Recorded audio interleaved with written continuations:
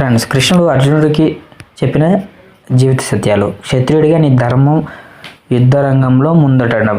చర్యతో ధర్మాన్ని పాటించవచ్చు. నీ శరీరం తాత్కాలిక, నీ ఆత్మ అమరం. అందుకే నీవు నీ మొహాన్ని శారీరక వాంఛలు విడనాడాలి.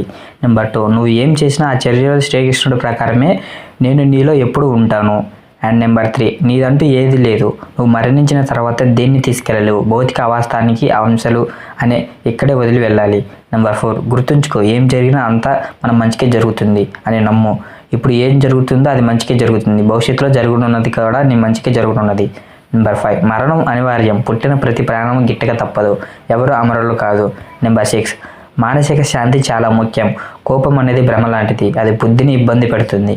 నెంబర్ 7, అతిగా స్పందించడం, అది కోపం, అతి ప్రేమ, అతి లోభం ఇలా అంత మంచిది కాదు. ప్రతి విషయంలో స్థిరంగా ఉండు. స్థితం ప్రజ్ఞుడితో జీవించు. అతిగా సంతోషపడడం, అతిగా బాధపడడం రెండు మంచివి కాదు. నెంబర్ 8, స్వార్థం నీ వివేకాన్ని చంపదిస్తుంది. స్వార్థపరుడు తన లాభాల కోసమే చూస్తాడు. ఇతరుల సంక్షేమం గురించి ఆలోచిస్తాడు. అండ్ నెంబర్ 9, అన్ని పనులకు మూల్యం చెల్లించవలసి ఉంటుంది. కర్మ అనుభవించవలసి ఉంటుంది. అందుకే మంచి కర్మలు చేయాలి.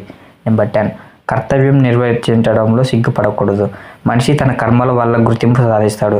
సరైన పని చేసే వ్యక్తిని ప్రపంచం కీర్తిస్తుంది. నీ కర్తవ్యం నుంచి పారిపోవడం మంచిది కాదు.